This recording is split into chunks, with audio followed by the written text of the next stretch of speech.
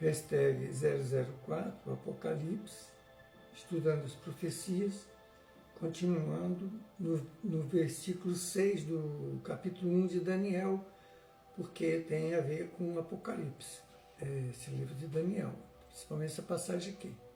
Então vamos lá. No versículo 6. Mas se vós me declarardes o sonho e a sua interpretação, recebereis de mim dádivas, recompensas e grande honra. Portanto, declarai-me o sonho e a sua interpretação. Responderam pela segunda vez: diga, ó rei, o sonho a seus servos e daremos a interpretação.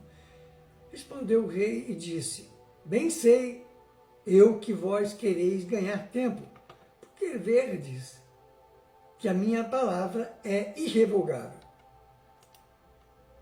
Se não me fizerdes saber o sonho, uma só sentença será a vossa, pois vós preparastes palavras mentirosas e perversas para as proferirdes na minha presença, até que se mude o tempo.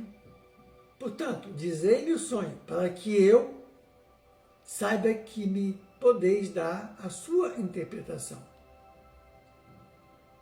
Responderam os caldeus na presença do rei e disseram: não há ninguém sobre a terra que possa cumprir a palavra do rei, pois nenhum rei, por grande e poderoso que fosse, tem exigido coisas semelhantes de algum mago ou encantador ou caldeu. A coisa que o rei requer é difícil e ninguém há que a possa declarar ao rei, senão os deuses, cuja morada não é com a carne mortal. Então o rei muito se irou e enfureceu e ordenou que matassem a todos os sábios de Babilônia.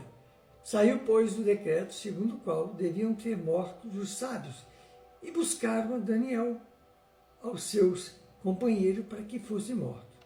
Então Daniel falou avisada e prudentemente a Arioque, capitão da guarda do rei, que tinha saído para matar os sábios de Babilônia. Pois disse a Arioque, capitão do rei: por que é o decreto do rei tão urgente? Então Arioque explicou o caso a Daniel. Ao que Daniel se apresentou ao rei e pediu que lhe designasse um prazo para que desse ao rei a interpretação. Então Daniel foi para casa e fez saber o caso a Ananias, Misael e Azarias, seus companheiros, para que pedissem misericórdia ao Deus dos céus sobre este mistério, a fim de que Daniel e seus companheiros não perecessem junto com o resto dos sábios de Babilônia.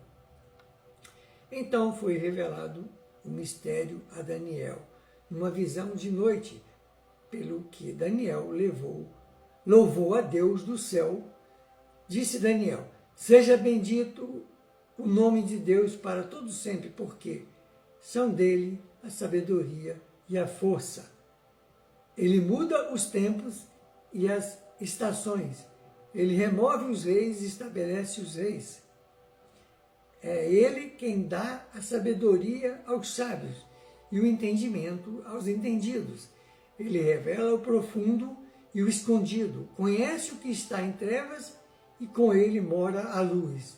Ó Deus de meus pais, a ti dou graças e louvor, porque me deste sabedoria e força, e agora me fizeste saber o que te pedimos, pois nos fizeste saber este assunto do rei.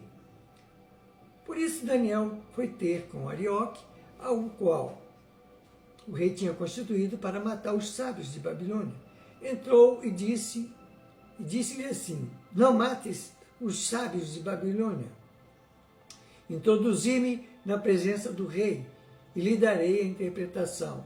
Então Arioque depressa introduziu Daniel à presença do rei e disse-lhe assim: achei dentre os filhos dos cativos de Judá um homem que fará saber ao rei a interpretação. Respondeu o rei e disse a Daniel, cujo nome era Beltesazar: podes tu fazer-se saber o sonho que tive e a sua interpretação, respondeu Daniel na presença do rei e disse: o mistério que o rei exigiu, nem sábios, nem encantadores, nem magos, nem adivinhos lhes podem revelar. Mas há um Deus no céu, o qual revela os mistérios. Ele, pois, fez saber ao rei Nabucodonosor o que há de suceder nos últimos dias. Os teus sonhos e as visões que tivestes da tua cama são estas. Estando tu, ó rei, na tua cama,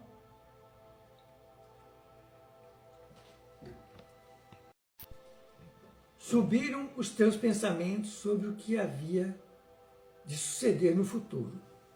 Aquele, pois, que revela os mistérios, te fez saber o que há de ser.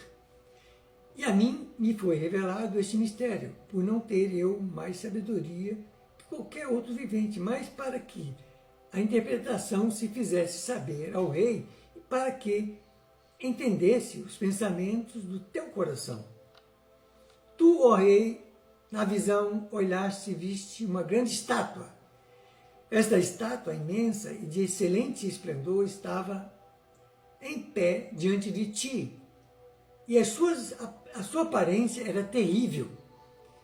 A cabeça desta estátua era de ouro fino, o peito e os braços de prata, o ventre e as coxas de bronze, as pernas de ferro e os pés em parte de ferro e em parte de barro. Estavas vendo isto quando uma pedra foi cortada sem auxílio de mãos, a que feriu a estátua nos pés de ferro e de barro e os esmiuçou. Então foi justamente esmiuçado o ferro, o barro, o bronze, a prata e o ouro, os quais se fizeram como a praga das eiras no estio, e o vento os levou, e não se podia achar nenhum vestígio deles. A pedra, porém, que feriu a estátua se tornou uma grande montanha e encheu toda a terra. Este é o sonho, agora direi ao rei a sua interpretação.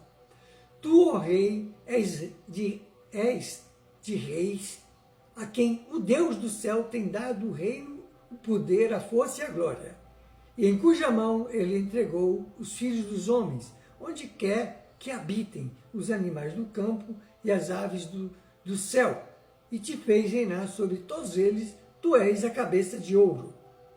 Depois de ti se levantará outro reino inferior ao teu, e um terceiro reino de bronze, o qual terá domínio sobre toda a terra.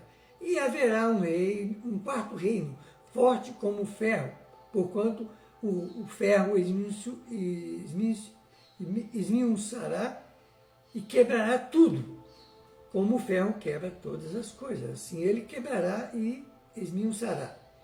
Quanto ao que viste dos pés e dos dedos, em parte de ferro, em parte de barro, isto será um reino dividido, contudo haverá nele alguma coisa de firmeza de ferro, pois que viste o ferro esmiuçado com barro e lodo, misturado com barro e lodo, e como os dedos dos pés eram em parte de ferro e em parte de barro, assim, por uma parte o reino será forte e por outra será frágil.